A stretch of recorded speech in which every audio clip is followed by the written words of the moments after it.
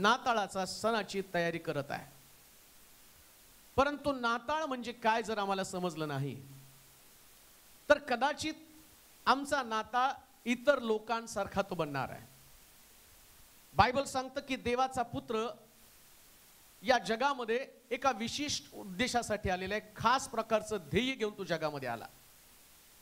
परंतु येशूचं पृथ्वी तलावरचं आगमन कोणत्या कारणासाठी तो आला हे जर आमच्या लक्षामध्ये आलं नाही तर कदाचित आमचा सण साजरा करणं व्यर्थ जाणार आहे. आणि म्हणून यशाच्या पुस्तकामध्ये म्हटलं की तुम्ही माझी अंगणं तुडवत येता, परंतु सणाचा मेळा हा देखील अधर्म आहे. सण साजरं करणं हा देखील एका अधर्माप्रमाणे बनणार आहे. मग आज परमेश्वराचं वचन आमच्याशी बोलत असताना तो नेमका कोणत्या उद्देशासाठी आला ते समजावून घेणं फार गरजेचं आहे. यशाचं पुस्तक त्याचा 7वा अध्याय आणि त्याच्या 14व्या वचनाकडे आम्ही जाणार आहोत. ज्यास मी नाताळाकडे जातो त्यास मला समजून घ्यायचं असतं की येशू ख्रिस्त आम्हाला कशासाठी दिला गेलेला आहे. यास्तव प्रभू स्वतः तुम्हास चिन्ह देत आहे. स्वतः तुम्हास चिन्ह देत आहे. पहा कुमारी गर्भवती होऊन पुत्र प्रसवेल व त्याचं नाव इमॅन्युएल आमच्या सानिध्य देव असे ठेवेल. इमॅन्युएल बायबल सांगतं देव तुम्हाला स्वतः एक चिन्ह देत आहे. परमेश्वर चिन्हाच्या रूपानं त्या येशूला या जगामध्ये त्यानं पाठवलं.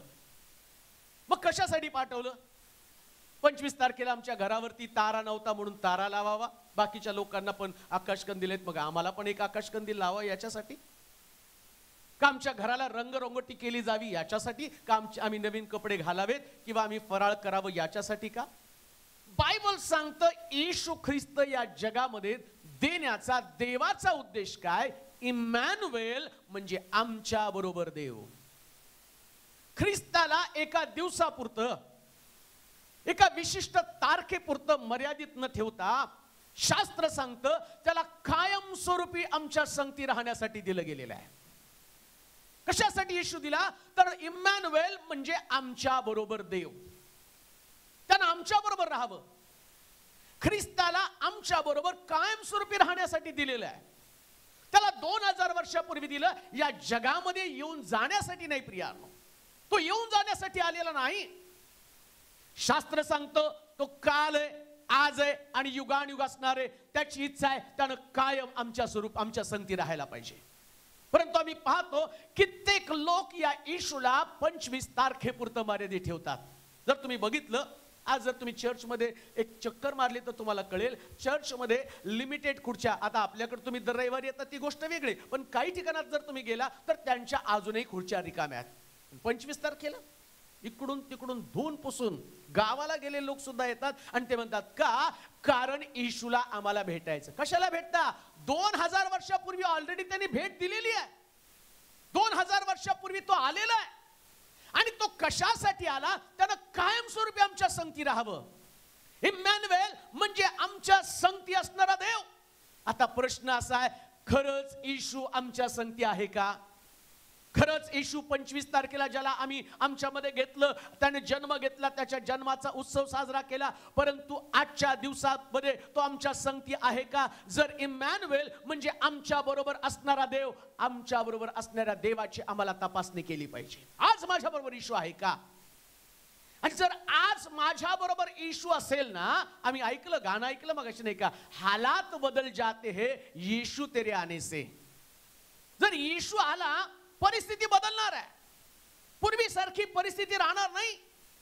येशू आला तर मार्ग बदलतो. येशू आला तर घरातली परिस्थिती बदलती.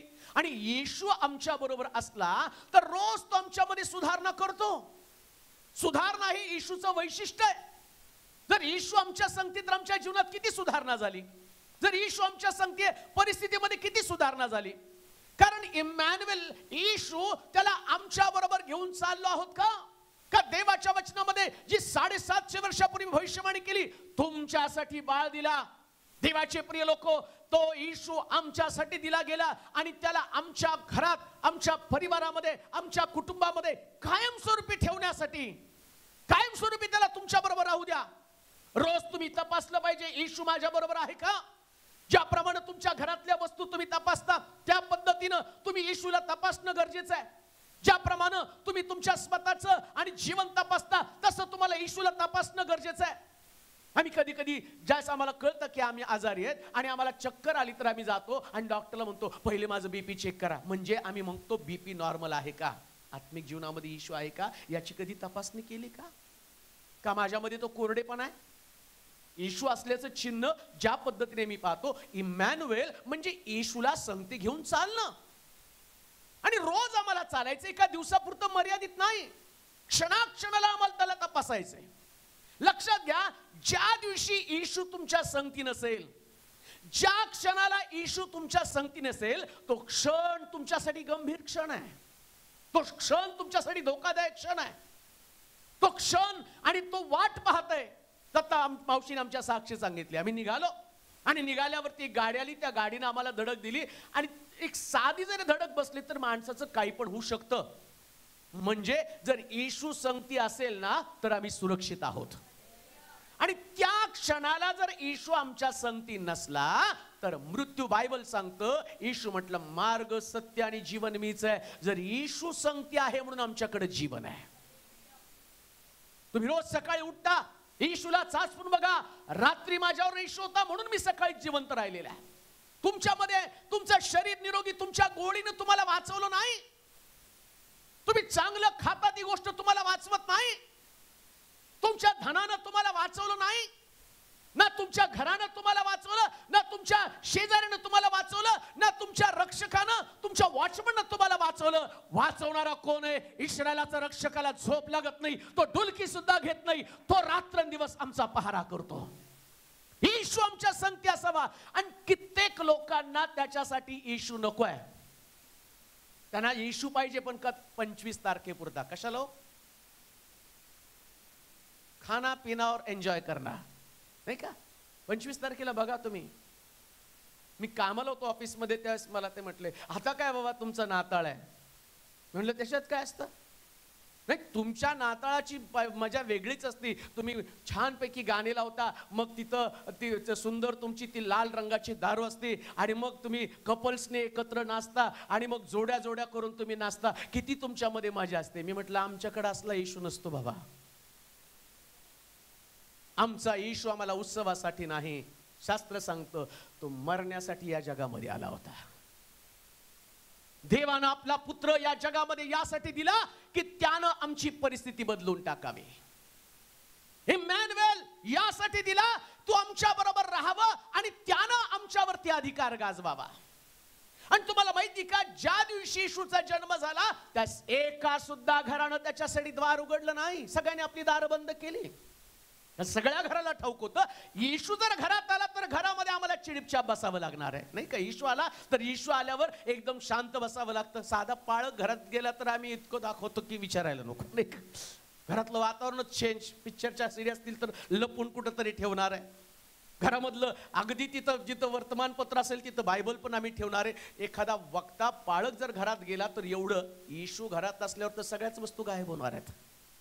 मग कोण असले येशूला स्वीकारणार आहे? कोण असले येशूला आपल्यामध्ये घेणार आहे? कोण असले येशूचा स्वीकार करणार आहे? म्हणून बायबल सांगतं सगळ्यांनी आपले दार बंद केली, कोणी पण येशूला जन्म घेण्यासाठी जागा दिली नाही. आता इमॅन्युएल म्हणजे आमच्या बरोबर देव.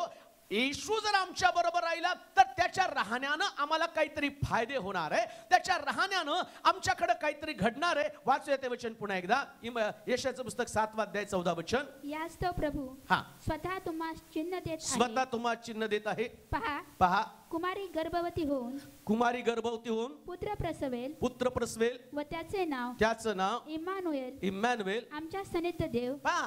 देव आमच्या बरोबर असावा. काम देऊ नाही का? कुणाबरोबर?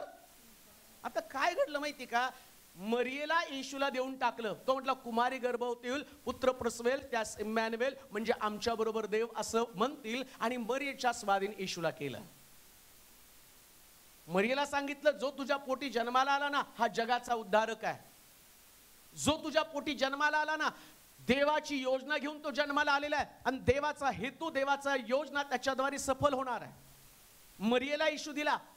प्रॉब्लेम काय झाला माहिती का, मरियला असं वाटलं की येशू जगासाठी दिला, तो माझ्या संगती असणं नसणं याला काही विशेष महत्व नाहीये. आणि शास्त्र सांगतं मरिया येशूला घेऊन निघाली खरी, मोठा येशू झाल्यावर, आणि यरुशलेमेमध्ये सण साजरा करण्यासाठी जात असताना असं घडलं की तिला असं वाटलं येशू वाटेतल्या सोबत्यांबरोबर आहे. इमॅन्युएल म्हणजे आमच्या बरोबर असावा, पण तिने काय केलं, त्याला सोबत्याच्या स्वाधीन केलेलं आहे. आज आमची परिस्थिती तीच आहे.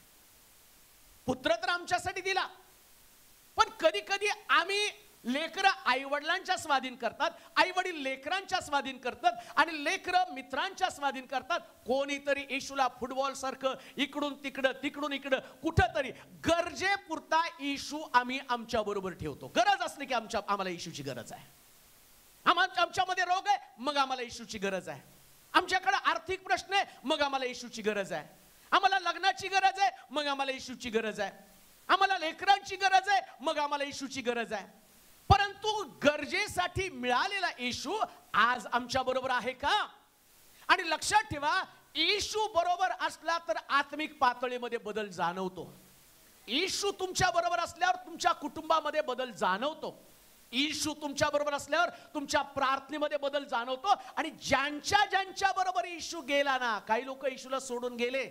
मी ते वाचत होतो तर म्हटलं बापरे, कसला येशू आहे, देवानं त्याला दिला. पण हा येशू जो येशूला स्वीकारतो ना, आणि तुम्ही त्या येशूला किती पण घालवण्याचा प्रयत्न केला, वारंवार तुमच्याकडे येऊन तुमच्यातल्या चुका, तुमच्यातल्या कमतरता, तुमच्यातले दोष काढून पुन्हा एकदा तुमच्या जीवनाची बांधणी करण्याचं काम करतो.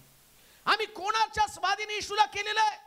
इम्मॅन्युएल वाटतं आमच्या बरोबर असावं, इम्मॅन्युएल वाटत होतं मरिया बरोबर असावं, इम्मॅन्युएल वाटत होतं की त्याच्या वडिलांबरोबर असावं. पण बायबल सांगतं मरिया म्हणती येशू वाटेतल्या सोबत्यांबरोबर असेल.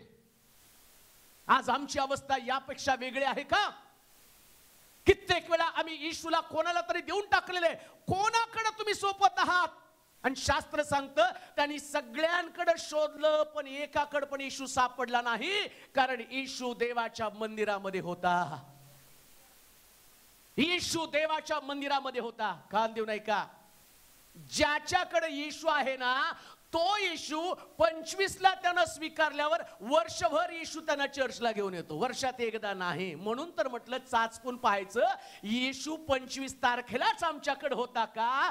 ज्यांनी 25 तारखेला येशूला इथं आणून इथं सोडून गेले ते वर्षभर दिसत नाही. परत 25 तारखेला त्यांना वाटतं आता येशू मंदिरातच भेटणार आहे, परत मंदिरात भेटायला जातात. म्हणून खान देऊ नाही का, येशूला मंदिरात नाही, इम्मॅन्युएलला आमच्या बरोबर आम्हाला असणं गरजेचं आहे. रोज तो आमच्या संगती असावा, येशू आमच्या संगती असावा.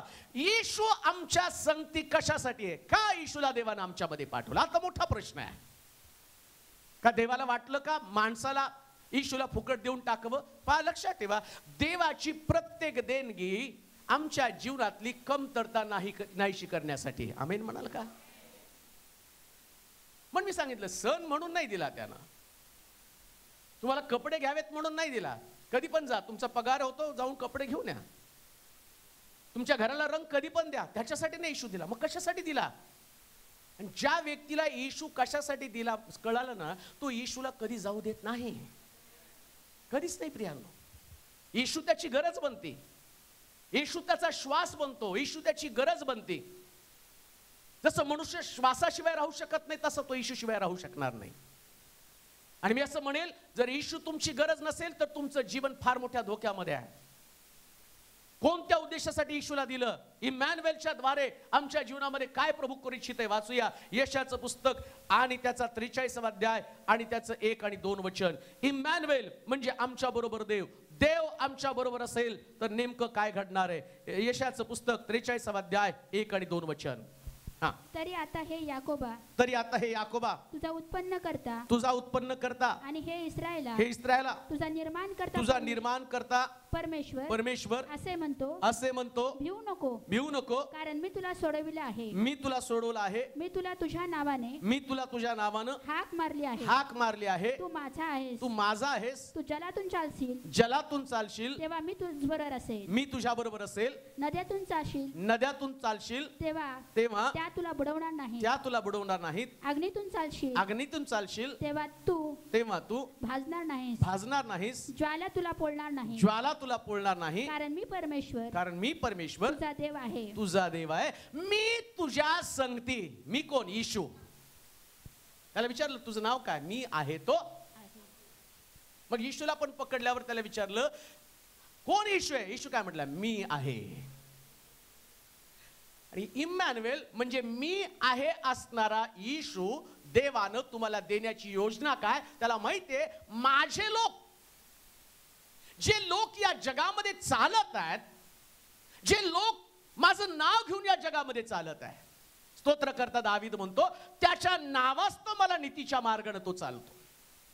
आणि नीतीच्या मार्गानं येशू आम्हाला चालवतो. आणि नीतीच्या मार्गानं चालणारे जे येशूचे लोक आहेत, या लोकांसाठी अग्नी आणि जल त्यांची वाट पाहत आहेत.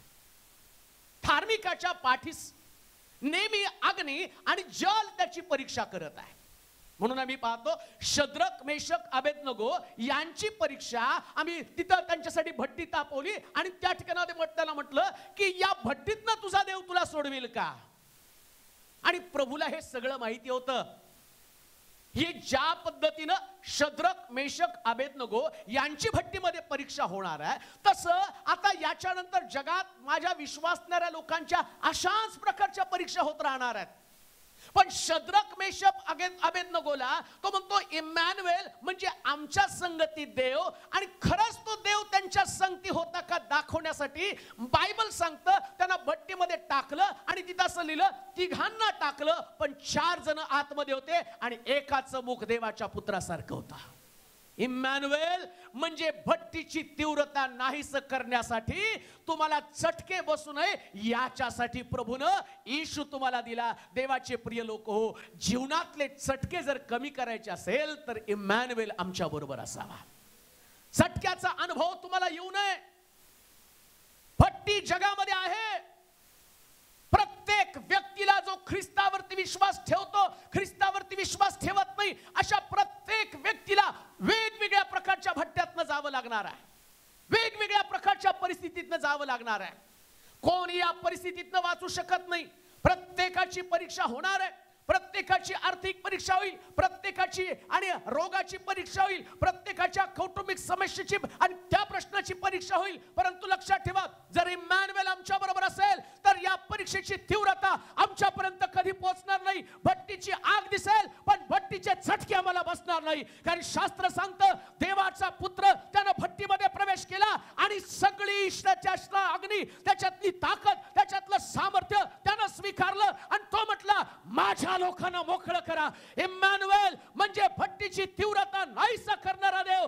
काय इम्मॅन्युएल आज आमच्या बरोबर आहे का? म्हणून म्हटलं जर येशू असेल ना, एक व्यक्ती किती प्रश्नातनं चालला ना तर त्याला त्याची तीव्रता वाटतच नाही. पण जर येशूच नसेल ना, मग थोडस तिकडे लांब शेकोटी असली तरी भीती वाटते. Hallelujah, hallelujah. अग्नीतनं चालशील त्यास ते तुला पोळणार नाही, कारण मी तुझ्या बरोबर आहे. कुठे आहात तुम्ही? इम्मॅन्युएल म्हणजे आमच्या संगती असणारा देव. आमच्या बरोबर त्याला चालायला आवडतं. आणि लक्षात घ्या, हा चालणारा देव आहे ना, आमचे पंतप्रधान जर कुठे गेले तर ते रेड कार्पेट वरून चालतात. मोठमोठे राष्ट्राध्यक्ष ज्यावेळेस एखाद्या देशामध्ये प्रवेश करतात त्यावेळेस ते कार्पेटवरून, रेड कार्पेटवरून चालतात. पण पहिला असा देवांचा देव, राजांचा राजा आहे, जो आमच्यामध्ये चालताना ज्या काटेरी वाटेवरून तुम्ही जाणार आहे त्या वाटेवरून तो चालतो प्रियानो. आणि इतका अद्भुत देव, त्या काटेरी वाटेवरून चालताना तो तुम्हाला तुमच्या बरोबर चालत नाही, तुम्हाला खांद्यावरती घेऊन चालतो. म्हणून तो म्हटला की त्याचे चटके तुमच्यापर्यंत मी येऊ देणार नाही. सोडू नका इम्मॅन्युएलला. जर ख्रिस्त जन्मला ना तर जन्मला ख्रिस्त आपल्या बरोबर रोज असणं, तपासणं गरजेचं आहे. ज्या चटके बसायला लागतील तेव्हा तपासू नका. ज्या दिवशी तुम्हाला चटके बसायला सुरुवात होतील त्या दिवशी तपासू नका, प्रभू तू कुठे आहेस? तो म्हणतो, अरे मी तर त्या 2000 वर्षापूर्वी जन्म घेतला, पण तुला वचनात सांगितलं होतं इमॅन्युएल म्हणजे आमच्या बरोबर देव, पण तू मला घेऊन जाण्यासाठी विसरला. तू फक्त 25 तारखेला मला भेटायला येत होता, परंतु मला घेऊन जायला तू तयार नव्हता. मी तर दर 25 तारखेला आणि संदेशामध्ये सांगितलं, आज तुमच्यासाठी तारणारा जन्मलेला आहे. मला असं वाटलं एकदा तरी तू म्हणशील की माझ्या घरामध्ये, माझ्या परिवारात, माझ्या व्यक्तिगत जीवनामध्ये तू जन्म घे आणि माझ्या बरोबर राहा. पण वर्ष अशीच निघून गेले आणि तू मात्र मला बरोबर घेऊन गेला नाही. आणि आता परिस्थिती अशी आहे, जर मी तुझ्या बरोबर असतो तर तू भट्टीत पडला असता, पण भट्टीची आग त्यानं तुला स्पर्श केला नसता. समस्या माझ्याकडे नाही, समस्या तुझ्याकडे. तू इमॅन्युएल म्हणजे देवाला घेऊन चालला नाही. देवाचे प्रिय लोक, आमची हानी होणार आहे. जो व्यक्ती ख्रिस्ताबरोबर चालत नाही, ख्रिस्ताच्या संगतीत चालत नाही, ख्रिस्ताला रोज तपासत नाही, ख्रिस्ताच्या बरोबर चालण्याचा ज्यानं निश्चय केला नाही, त्याचं जीवन मोठ्या संकटामध्ये. येशू आमच्या संगती असावा, इमॅन्युएल आमच्या बरोबर असावा. अग्नीतनं चालशील त्यावेळेस ते तुला पोळणार नाही. अच्छा बरं. तरी आता हे याकोबा, तुझा उत्पन्न करता, हे इस्रायला तुझा निर्माण करता परमेश्वर असे म्हणतो, भिवू नको, कारण मी तुला सोडविले आहे, मी तुला सोडवलं आहे, मी तुला तुझ्या नावाने हाक मारली आहे. काय म्हटलं तो? मी तुला तुझ्या नावाने.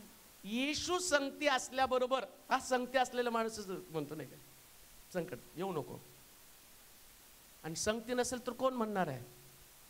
कारण बायबल सांगतं, गर्जना करणारा सिंह रोज कोणाला खावं, कोणाला गिळावून टपत आहे. मी सकाळी उठल्याबरोबर त्याची गर्जना असती. जसं मगाशी त्या ब्रदरनं सांगितलं की ज्या दिवशी त्यानं ख्रिस्ताला स्वीकारलं आणि त्या दिवशी त्याच्या अगोदर त्यांनी सगळं जीवन कर्जामध्ये घालवलं, जुगारीमध्ये घालवलं, परंतु ज्या येशूला स्वीकारलं, आता येशूला स्वीकारल्याबरोबर सैतान त्याचा विरोधक झाला आणि ज्या त्यांची आई आजारी पडली आणि आजारी पडल्यावर त्यांनी आईला फोन केला आणि तिकडून सावकाराचा फोन आला, आता तू कसं बघायला येतोस, बघतो मी तुझं. आणि तिकडून सैतान सांगत आहे, बा तुझ्या आईची शुगर वाढली, तिच्या पायाला जखम झालेली आहे आणि आता ती जखम वाढणार आहे आणि तुझ्या आईचं काही खरं नाही. आणि त्यांना मोठा प्रश्न पडला काय करावं. परंतु इमॅन्युएल त्यांच्या बरोबर होता आणि इमॅन्युएल म्हटला, घाबरू नको, मी तुझ्या बरोबर आहे. 7 दिवस उपवास केले आणि प्रार्थना केली. इमॅन्युएलने इकडं सावकाराचं तोंड बंद करण्याच्या ऐवजी सिंहाचं तोंड बंद करून टाकलं. कारण इमॅन्युएल म्हणतो, भिवू नको, भिवू नको, भिवू नको. येशू आमच्या संगती देवानं यासाठी पाठवला की आम्ही घाबरू नये. जर तुमच्या बरोबर येशू आहे, भिवू नका. किती पण मोठा प्रश्नाला भिवू नका. इमॅन्युएल तुमच्या बरोबर आहे, तो तुमच्या गरजाची पूर्तता करण्यासाठी समर्थ आहे. इमॅन्युएल म्हणजे आमच्या बरोबर देव.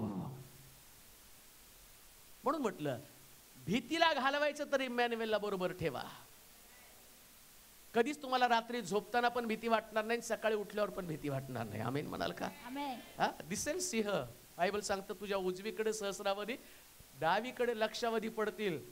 सिंह दिसेल. दानियेला समोर सिंह होता पण तो घाबरला नाही. त्याला माहितीये इमॅन्युएल माझ्या बरोबर आहे, देव माझ्या संगती आहे. माझ्या देवानं मला अभिवचन दिलं. माझा देव त्याही काळामध्ये आणि माझ्या बरोबर होता, आज पण माझ्या बरोबर आहे. लक्षात ठेवा, आमचा देव रेड कार्पेटवर चालणारा देव नाही, अग्नीवर चालणारा देव आहे. आमचा देव रेड कार्पेटवर चालणारा देव नाही, तो जलांवर चालणारा देव आहे. जल त्याच्या मालकीचं. आमच्या देवाला बुडवण्याची ताकद कोणामध्ये नाही. म्हणून घाबरू नका. नावेमध्ये येशू आणि येशूचे 12 शिष्य निघाले आणि जाताना त्यांना तो म्हटला, आपण पलीकडे जाणार आहोत, आपण पलीकडे जाणार आहोत. आणि या 12 शिष्यांनी येशूला मेलेल्या लोकांना जिवंत करताना पाहिलं. मेलेले लोक जिवंत येशूच्या शब्दानं झालेले आहेत. शास्त्रातली गहन रहस्य त्यानं उलगडून त्यांना सांगितली 12 शिष्यांना. एकदम अद्भुत वचन. काय संदेश त्याचे एक एक होते. या संदेशानं हजारो लोकांचं तारण एका उपदेशामध्ये होत होतं.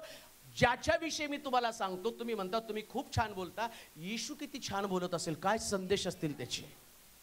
काही लोक म्हणतात की तुमच्या वचनावर विश्वास निर्माण होतो. आणि मी ज्यावेळेस ऐकतो त्यास म्हणतो, मी असं बोलतो, येशू कसलं सुंदर बोलत असेल, काय त्याच्या मुखामध्ये ज्ञान असेल, काय त्याच्या मुखामध्ये. आणि येशू तर त्यानं स्वर्ग देव सगळं पाहून खाली आला होता. म्हणजे जो व्यक्ती पाहतो ना, तो सांगण्यामध्ये तेवढाच तरबेज असतो. मला बरेच लोक म्हणतात की तुम्ही कसा काय एवढा विश्वास ठेवू शकता. मी म्हटलं, मी ज्या भट्टीतनं जाऊन आलो ना, त्या भट्टीमध्ये मला देवानं शिकवलं की तो जर असेल ना तर ती भट्टी शांत होती, ती भट्टी थंड होऊन जाते. आणि तो अनुभव माझ्याकडे, आणि त्याच अनुभवातनं मी सांगत आहे. मग मी तर येशूला पाहिलं नाही, मी तर देवाला पाहिलं नाही, येशूनं देवाला पाहिलं, स्वर्ग पाहिल्या, स्वर्गातल्या गोष्टी पाहिल्या. आणि स्वर्गातल्या गोष्टींचा अनुभव शिष्यांना सांगत असताना, लोकांना सांगत असताना, मग त्यांच्यात किती विश्वास वाढला पाहिजे, किती मोठं त्यांचं जीवन बनलं पाहिजे. परंतु बायबल सांगतं की येशूचे शिष्य लोकांबरोबर येशूला देत होते, पण स्वतः बरोबर येशूला घेण्यासाठी तयार नव्हते. ते शरीरानं चालत होते, पण विचारानं ख्रिस्ताबरोबर चालत नव्हते. कित्येक लोक शरीरानं देवाबरोबर चालतात, पण विचारानं नाही. कान देऊ नये का? ज्या दिवशी तुम्ही विचारानं देवाबरोबर चालाल ना, त्या दिवशी तुमच्या मस्तकामध्ये नकारात्मक विचार कधीच येणार नाही. या नकारात्मक विचाराला तुम्ही सांगाल, मला घाबरण्याचं कारण नाही, कारण माझा येशू माझ्या बरोबर आहे. म्हणून नावेमध्ये वादळ आल्यावर त्या ठिकाणामध्ये येशूचे शिष्य घाबरले आणि त्यांनी म्हटलं, प्रभू आम्ही बुडत आहोत, आम्हाला वाचवा. आणि वचनात काय सांगितलं? जलातनं चालशील त्यावेळेस तू त्याला बुडवणार नाही, अग्नीतनं चालशील त्यावेळेस तू तुला पोळणार नाही. मग शद्रक मेशक अबेदनगो म्हणतात, या भट्टीतनं सोडवायला माझा देव समर्थ आहे. ज्यांच्या बरोबर देव आणि त्यांच्याशी देव तोंडोतोंड बोलत नव्हता, देव त्यांना दृष्टांतात स्वप्नामध्ये बोलत होता, परंतु यांच्या बरोबर देव आहे, यांच्या बरोबर देव आहे, यांच्या नावेमध्ये देव आहे, तरी त्यांना भीती वाटती. प्रभूजी आम्ही बुडायला लागलेलो आहे. कारण काही लोकांना मी तुम्हाला आत्ताही सांगितलं, परत मी तुम्हाला सांगतो, शरीरानं देवाबरोबर चालू नका. रविवार आला, चर्चला जायचं, नुसतं शरीर चर्च मध्ये आणलं आणि शरीरच परत बाहेर गेलं. येशू इथंच राहिला. येशूला चर्च मध्ये आणि जाताना परत एकदा भीती घेऊन मी बाहेर पडलो. पण बायबल सांगते, येशू उठला आणि त्यानं त्या वादाला धमकवलं आणि याला म्हटलं, अरे अल्पविश्वासो कुठवर मी तुमच्या बरोबर असणार आहे. किती उपदेश ऐकणार, किती संदेश ऐकणार आहे, किती सभा अटेंड करणार आहे, किती मोठमोठ्या वक्त्यांचे उपदेश ऐकणार आहे, किती मोठ्या साक्षी पाहणार आहेत, किती मोठे चमत्कार तुमच्या दृष्टीला पडणार आहे, तरी तुमच्यामध्ये तुमचा प्रश्न आला तर अविश्वास निर्माण होणार आहे का? म्हणून आम्ही शुक्रवारी थोमाची प्रार्थना ऐकली नाही का? माझ्या संकटाच्या अवस्थेमध्ये मी देवाचा धावा केला. माझ्यावरती येणारं संकट कशासाठी येतं? देव माझ्या बरोबर आहे हे दाखवून देण्यासाठी. आमेन म्हणाल का? कशासाठी संकट येतं? मी तुमच्यावर आहे का? नावेत येशू असताना वादळ आलं, त्यांना दाखवायचं होतं, सैतान त्यांना दाखवत आहे आता तुम्ही बुडणार आहे. अरे त्यांच्या कुठं लक्षात आलं? येशूनं सांगितलेली भविष्यवाणी आणि त्यांना सगळं सांगत होता, मनुष्याचा पुत्र पापी लोकांच्या आधी धरून दिला जाणार आहे, त्याला वधस्तंभी लटकवण्यात येणार आहे. सगळी सुवार्ता सांगितली आणि आता त्यांच्या समोर प्रश्न काय आला? पाण्याने आम्ही बुडणार आहोत. जर हे बुडले तर येशू पण बुडणार आहे, हे मेले तर येशू पण मरणार आहे. मग येशूनं सांगितलेलं वचन, ते वचन कसं पूर्ण होणार आहे? अहो, इम्मॅन्युएल जर आमच्या बरोबर आहे, तुमच्यासाठी केलेली प्रत्येक भविष्यवाणी पूर्ण होणार आहे. इम्मॅन्युएल तुमच्या बरोबर आहे, तर तुमच्या सांगितलेला प्रत्येक शब्द सत्यामध्ये उतरणार आहे. इम्मॅन्युएल तुमच्यासाठी सांगितलेला शब्द सत्यामध्ये आणणारा देव आहे. इम्मॅन्युएलवर विश्वास ठेवा, वादळावरती विश्वास ठेवू नका, पाण्यावरती विश्वास ठेवू नका. इम्मॅन्युएल म्हणजे आमच्या बरोबर देव. कुठं आहात? इम्मॅन्युएल तुमच्या बरोबर चालत आहे. काय त्याला तुम्ही सोडलं का? जर इम्मॅन्युएलला तुम्ही सोडलं तर भीती तुमच्या मनामध्ये घर करून राहणार आहे. कित्येक लोक नाताळानंतर त्यांच्या समोर सगळ्यात मोठा प्रश्न, कर्ज कसं फेडायचं. कारण डोंबलभर करून ठेवलं असतं, इकडून तिकडून आणून. कुणी नाही सांगितलं त्यांना तुम्हाला नाताला कर्ज करून नाताळ करा, परंतु आम्हाला एक सेलिब्रेशन पाहिजे म्हणून म्हटलं, नुसतं येशूला सण म्हणून घेऊ नका, त्याला आमच्या बरोबर चालणारा देव म्हणून स्वीकारायचं. आणि आमच्या बरोबर चालणारा देव जर आमच्या संगती असेल तर पवित्र शास्त्र सांगतं, जलातनं चालशील त्यावेळेस ते तुला बुडवणार नाही, अग्नीतनं चालशील त्यावेळेस ते तुला पोडणार नाही. देवाचे प्रिय लोको, ख्रिस्त जन्मोत्सवाचा आनंद साजरा करत असताना एक प्रश्न आमच्या समोर आहे, इम्मॅन्युएल आमच्या बरोबर आहे का? जर आमच्यामध्ये भीती आहे तर आमच्यामध्ये इम्मॅन्युएल नाही. आणि तुमच्या भीतीला घालवण्यासाठी इम्मॅन्युएलला या संदेशाच्या माध्यमातून आपण आपल्या जीवनामध्ये घेऊ. आपण प्रार्थना करू. सर्वसमर्थ देवा, तुझे आभार मानतो, तुझ्या पवित्र नामाची स्तुती करतो. किती मोठा येशू आम्हाला तू दिलास. जे लोक टीव्हीच्या माध्यमातून तुझं वचन ऐकत आहेत त्यांच्यासाठी यावर्षीचा नाताळ वेगळा असू दे. 25 तारखेपुरता नाही, जन्मलेल्या दिवसापासून नागपुड्यातल्या शेवटच्या श्वासापर्यंत येशूला आमच्या बरोबर असणं गरजेचं आहे. आज आमची कितीतरी मोठी हानी झाली, कारण इम्मॅन्युएलला आमच्या बरोबर न घेता आम्ही सोबत्यांच्या स्वाधीन करून टाकलेला आहे. इम्मॅन्युएल सोबत्यांची गरज नाही, तो आमची गरज आहे. आज कित्येक परिवार दारिद्र्यामध्ये, आजारामध्ये, त्रासात आहेत, संकटामध्ये आहेत. हे सर्व समर्थ देवा आम्ही प्रार्थना करतो, त्या परिवारामध्ये तू कायमस्वरूपी राहण्यासाठी ऐकणाऱ्यांची अंतःकरण उघड, त्यांची घराचे दार उघड, त्याला स्वीकारणार अंतःकरण त्यांना तो दे. आजारपणामध्ये, समस्येत, प्रश्नामध्ये, पिढेमध्ये, विवंचनेमध्ये लोक असतील, अशा प्रत्येक ऐकणाऱ्या व्यक्तीचं परिवर्तन करून त्यांना तुझ्या राज्यासाठी जिंक. तुझं गौरव हो दे. येशूच्या नावात मागतो म्हणून तो ऐक. आमेन.